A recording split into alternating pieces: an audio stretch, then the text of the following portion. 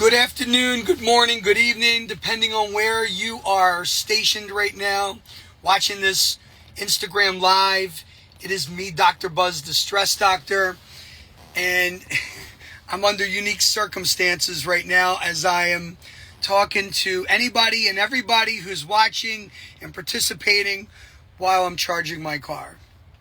So I just want to thank you for being patient with that as I'm coming back from a very ill patient's residence and just could not get back to my home office.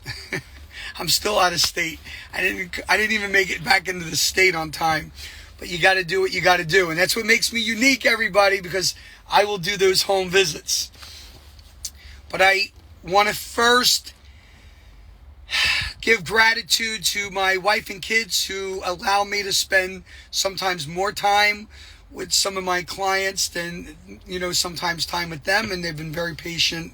They are very, very sincere with gratitude as well for making that sacrifice. So I appreciate them. Love you guys. And let's rock and roll. Let's get this on, right?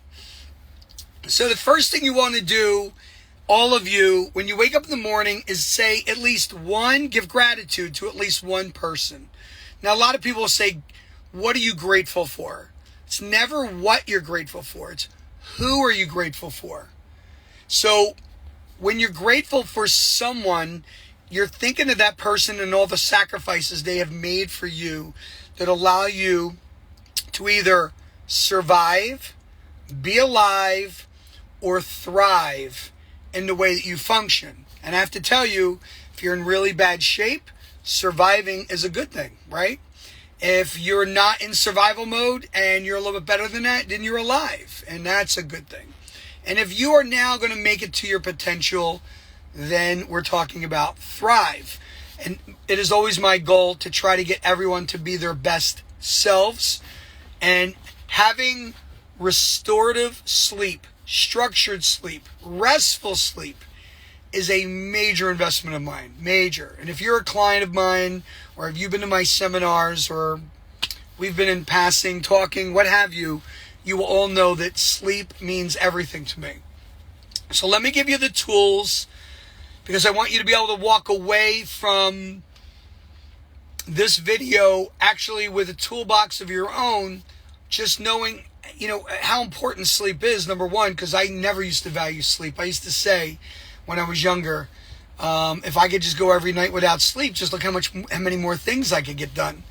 And people who talk like that includes myself 20 years ago, just didn't understand that without proper sleep, it could be fatal. So the goal is not to have you sick. The goal is to have you well, resilient, and immune, and to be at your best self.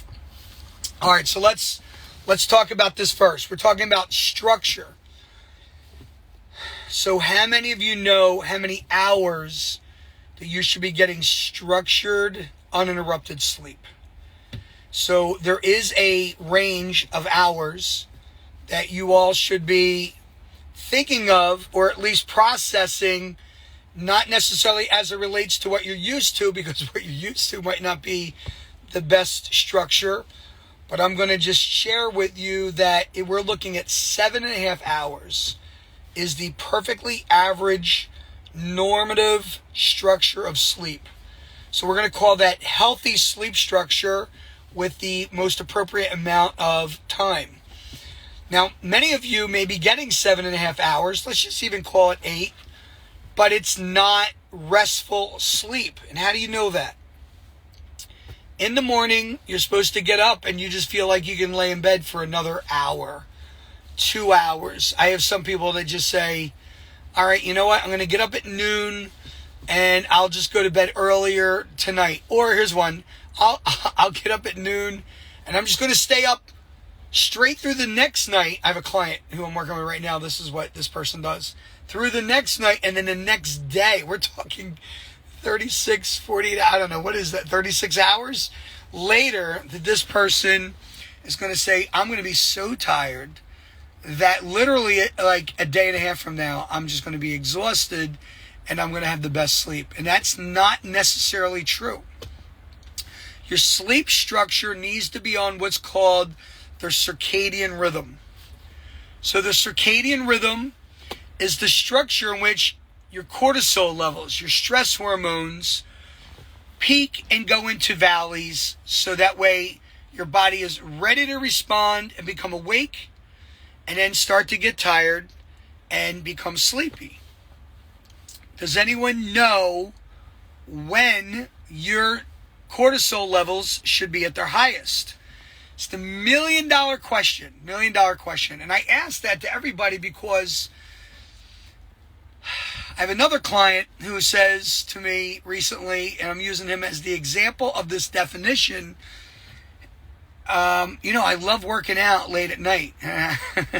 So I said, really? Why is that? And he said, because no one's at the gym. And I said, well, what's late at night? He's like, I don't know, like 10 o'clock. And I said, why would a gym be open at 10 o'clock? He's like, why wouldn't it be? And I said, because it's bad for you. And he said, what do you mean? And I said, at night, around 8:30, your stress hormones start to fade. They start to come down. Your body goes into what's called a parasympathetic response, or a parasympathetic function. This means your stress hormones are coming down, your body is ready to relax, it wants to rest, and as a result of that, you should be getting kind of tired. I was a guy that never got tired at that time. I would ramp up. But a large part of it was my lifestyle. I never realized that. I always said that's just who I am. But I didn't value sleep. I didn't do things to help me want to sleep or be tired later at night. That's for darn sure.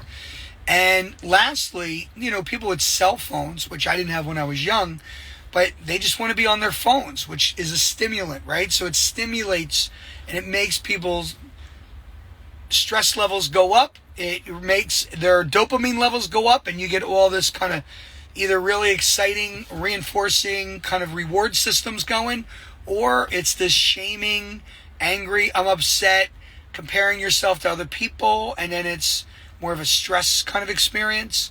Or you have the blue light on your cell phone that can reduce, many of you know this, that can reduce your melatonin levels by 50%. That's true number. 50% you could lose on your melatonin when you should be really gaining access to more melatonin simply by following the circadian rhythm and not being on your cell phone where the blue light is going to diminish your melatonin levels. So the circadian says at night you should be coming down. First thing in the morning, 30 minutes after you wake up, 30 minutes, you should be at your highest level of cortisol out of a 24-hour period. So after 30 minutes of getting up, bam, you're at your highest, which is why people like myself, most clinicians who work in functional medicine, are recommending that people would go to the gym or work out, stretch, exercise, walk, whatever you want to call it, 30 minutes after you get up in the morning, because your energy level should be at its highest. Now, very commonly, people say to me, I don't have energy 30 minutes after I get up in the morning. I understand what that's like too, because if you're off your circadian rhythm, you're not actually going to be alert, nor have the energy or be awake to where you feel like you should be able to, or feel like you can exercise shortly after you wake up in the morning. So what do people do? Well, one is they drink coffee. So it has caffeine. What does caffeine do? All right, so everyone follow this. So when you go to sleep and you're coming down, your cortisol's coming down at night, 8:30, 9:30, you're going into a parasympathetic function, which is your rest and digest function. Sugar is low, cortisol is low, body is calming down, digestion is really at its best because everything is shutting down. This is where digestion wants to take over, right? In the morning, your stress hormones spike, and God made it that way, so that way you gain as much energy in the morning, plus you feel anxious in the morning. So people who are anxious in the morning that say, I need an SSRI, medication, a reuptake inhibitor for your serotonin because you're anxious in the morning, 99% of the time it's your cortisol. Your cortisol spikes and people feel anxious.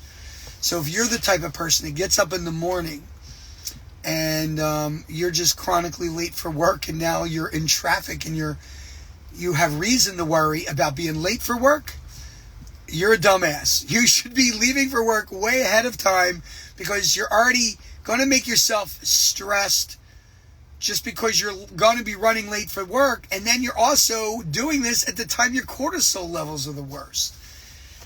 So this happens a lot with people who have attention deficit. People aren't organized. They're not structured. So you hear me using the word again, structured. So structure is a major intervention. It's the number one intervention in my book. So always remember that. Because if you're not structured, your body's not going to function like a machine. So the morning comes, bam. 30 minutes later, you should be ready to roll. Coffee should not be the answer for that. I'm not saying don't drink coffee. I'm just saying it should not be the answer. Another client of mine, ready? So I had healed this person and he's back to me again. Why? Are you ready? Because he's back to drinking. He's back to drinking 3 Red Bulls in the morning. Or no, I'm sorry, not Red Bulls. I take that back. Monsters. There's Monster drinks, those big cans. It's got like the claw marks or whatever. Like, what is he thinking, right? In the morning. But then when you ask him, well, what time did you go to bed last night? And he'll say, I followed Buzz's strategy. Same time every night, 10 o'clock. Where did you leave your phone? And he'll tell you, in my bed with me. Why? Oh, because I was on it till 2 o'clock in the morning. Such a ignorant, immature, irresponsible decision. Like, come on, man, you're 40 years old. Like, you gotta make proper decisions, right? Got to make healthy decisions. So this guy, I had fixed all this like 2-3 years ago, and he's back. So it's a habitual pattern, I guess. So let's think about the structure. Our cortisol comes down at night. You want to complement that. I'm going to slow down. Let's go through this. Ready? Put your phone down. I leave mine downstairs. I leave it on my island in my kitchen because I know if I bring it to bed, I can't help myself. It's like a drug. Like, I'm buying dumb stuff like on Marketplace that like I don't even want or need, like a pinwheel with like really cool colors or something. I don't know, but stuff I don't need is because I'm trying to stay awake or I'm getting overly stimulated, and that's what happens. We get impulsive. We look for the next really feel good feeling. So we want to put our phones down. We want our phones at least 10 feet away from our bed. Why? Our phones are based on and built on and function by frequency. And the frequency of a phone is a gamma frequency. The frequency of sleep is a theta to delta frequency. So think about the difference between being on the phone and the frequency looks like a Richter scale measuring a earthquake. The frequency you want is going into that theta then delta frequency, which is like measuring the ripples of water. If you threw a little pebble in the water and it made little ripples, that's the delta frequency that we want to get rest